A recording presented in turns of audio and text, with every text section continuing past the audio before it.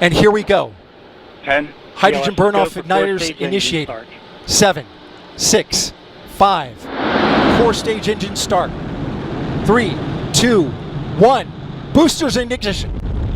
And liftoff of Artemis 1. We rise together back to the moon and beyond.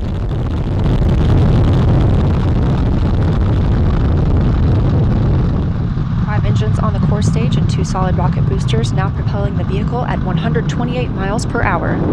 You're looking at 8.8 million pounds of maximum thrust. Quiet here in the loops and mission control.